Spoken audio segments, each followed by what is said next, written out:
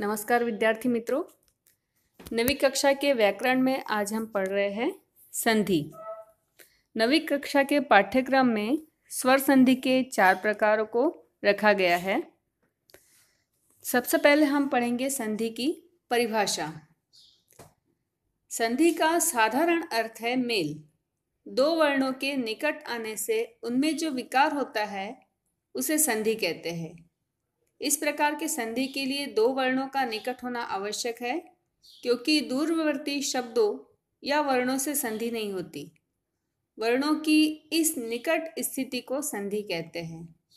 अतः संक्षेप में यह समझना चाहिए कि दो वर्णों के पास पास आने से उनमें जो परिवर्तन या विकार होता है उसे संधि कहते हैं। संधि की परिभाषा लिखने के लिए आप यहाँ लाल अक्षरों में अंकित इस परिभाषा को ही लिखेंगे। दो वर्णों के निकट आने से उनमें जो विकार होता है उसे संधि कहते हैं। परिभाषा में सिर्फ इतना ही लिखना आवश्यक है। आगे बढ़ते हैं। संधि के प्रकार। संधि के प्रकारों में संधि के 3 प्रकार है: स्वर संधि, व्यंजन संधि और विसर्ग संधि। नवीं कक्षा के पाठ्यक्रम में सिर्फ स्वर संधि के 4 प्रकारों को सम्मिलित किया गया है, जिसमें पहला प्रकार है दीर्घ संधि। दीर्घ संधि कैसे की जाती है और किस तरह से इसके नियम होते हैं, देखिए। दीर्घ संधि जब ह्रस्व या दीर्घ स्वर यदि निकट आए तो उसका परिवर्तन हमेशा दीर्घ स्वर में करना होता है। जैसे अ प्लस अ आ हो जाएगा। जैसे यहाँ पर धर्म प्लस अर्थ धर्मार्थ। अ प्लस आ हो जाएगा। जैसे हीन प्लस आलय हिमालय। आ प्लस आ होगा। जैसे विद्या प्लस अर्थी विद्यार्थी। इसी का यदि हम उल्टा करते हैं तो संधि विच्छेदन हो जाएगा, और यदि हम इसे जोड़ते हैं तो संधि कहलाएगा। आ प्लस आ, यदि दो दीर्घ स्वर भी यदि जुड़ जाए तो दीर्घ ही होगा। आ प्लस आ विद्या प्लस आलय विद्यालय। इसी तरह से ई के लिए दीर्घ स्वर संधि सिर्फ उन्हीं स्वरों में होती है जिसमें ह्रस्व और दीर्घ दोनों ही होते हैं, सभी वर्णों के साथ में नहीं होती। तो यहाँ अ, ई, उ और री को सम्मिलित किया जाता है। या ह्रस्व ई को मिला दिया जाए तो दीर्घ ई हो जाएगा। कवि प्लस ईश कवीश। दीर्घ ई प्लस ह्रस्व ई हो जाएगा। नदी प्लस ईश नदीश। उ भानु प्लस उदय भानुदय। ह्रस्व उ दीर्घ उ होगा। लघु प्लस उर्मी लघुर्मी। और दीर्घ उ और ह्रस्व उ को मिलाने पर उ हो जाएगा। वधु और उत्सव वधुत्सव। दीर्घ उ और दीर्घ उ के लिए वधु प्लस ऊर्जा वधूर्जा। री के लिए सिर्फ एक ही उदाहरण लिखा गया, क्योंकि री के लिए इस तरह की संधि अधिकतर उदाहरणों में नहीं पूछी जाती।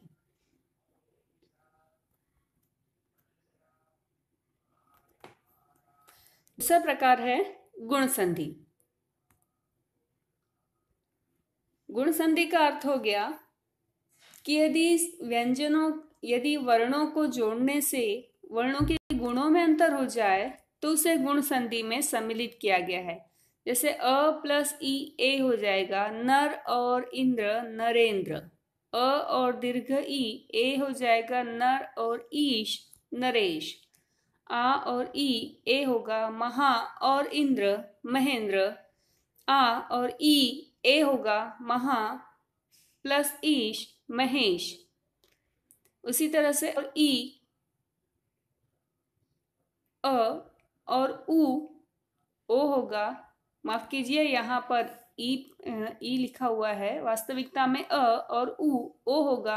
ज्ञान और उपदेश ज्ञानोपदेश होगा।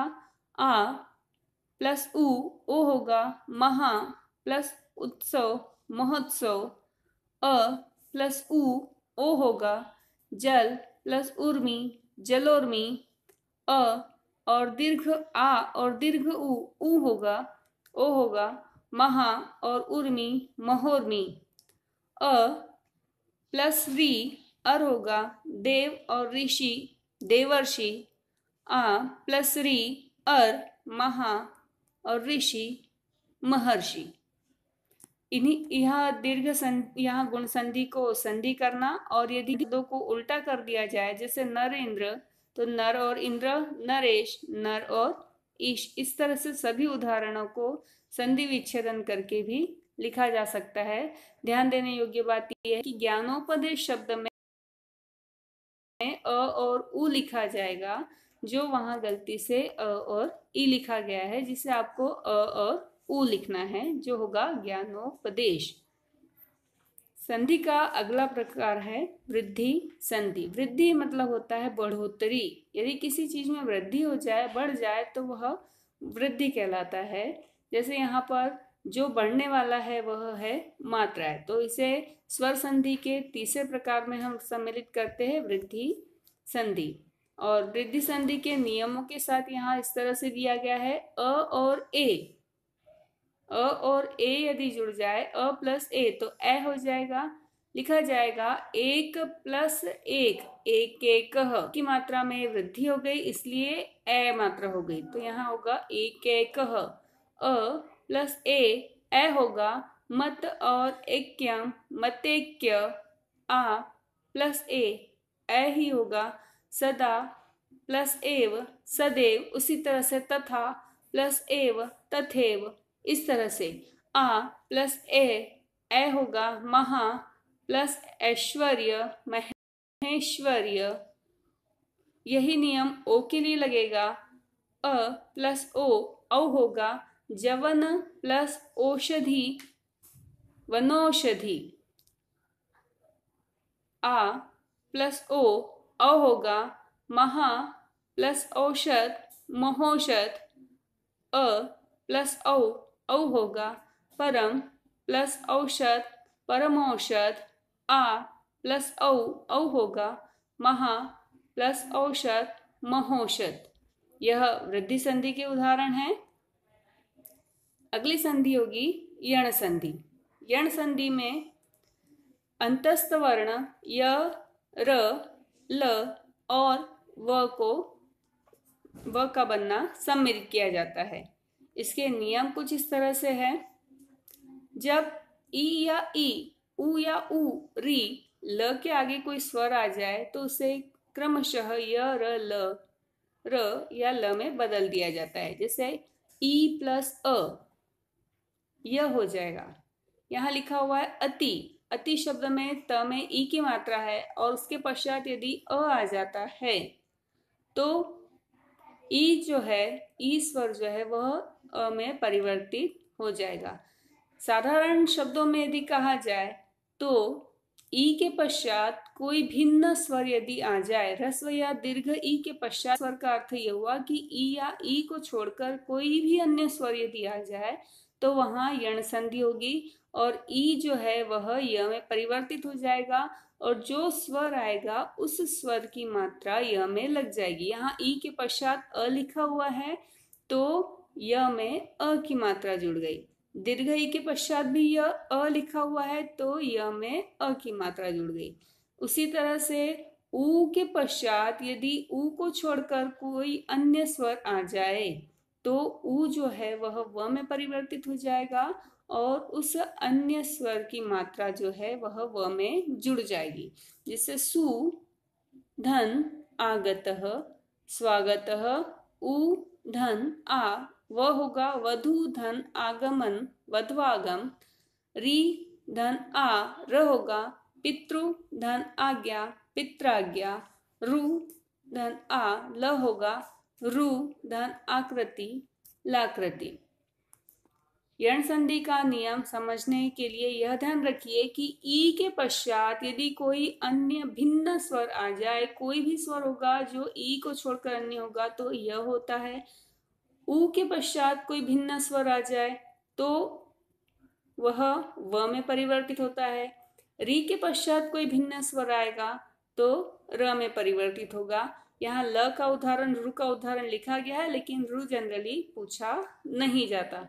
सिर्फ य और व के लिए यण संधि के अधिकतर उदाहरण पूछे जाते हैं। अब यह सभी उदाहरणों का एक रिवीजन की तरह देखिए। स्वर संधि के भेद, दीर्घ संधि, ह्रस्व, दीर्घ स्वर, समजातीय ह्रस्व या दीर्घ स्वर, यहाँ उदाहरण दिए गए हैं। इन उदाहरणों को ये रिवीजन के लिए है, हमें इसे पढ़ना है और अपनी उत्तर पुस्तिका में इन सभी उदाहरणों को लिखना है। मम प्लस अपि ममापि, तथा प्लस एव तथैव, विवेक प्लस आनंद विवेकानंद, नदी प्लस ईश नदीश, भानु प्लस उदय भानुदय, पितृ प्लस ऋणम पितृणम। गुण संधि यह भी नियमों के साथ दी गई है। सर्व सर्व धन उदयः सर्वोदयः, मम धन उपरि ममोपरि, हर्ष धन उल्लासः हर्षोल्लासः, महा धन ईश महेश, देव धन ऋषि देवर्षि।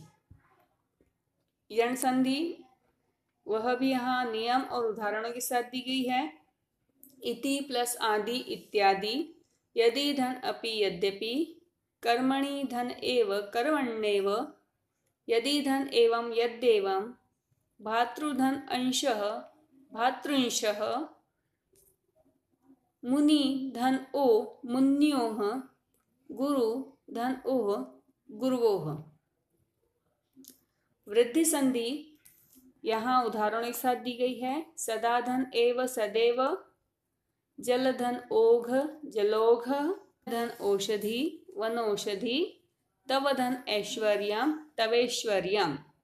अयादि संधि दी गई है जिसे आपको नहीं पढ़ना, हमें सिर्फ अपने पाठ्यक्रम में 4 संधि ही पढ़नी है, दीर्घ, गुण वृद्धि और यण। इन 4 संधियों को आपको अपनी अभ्यास पुस्तिका में लिखना भी है। अयादि संधि जो है वह आपको नहीं लिखनी है।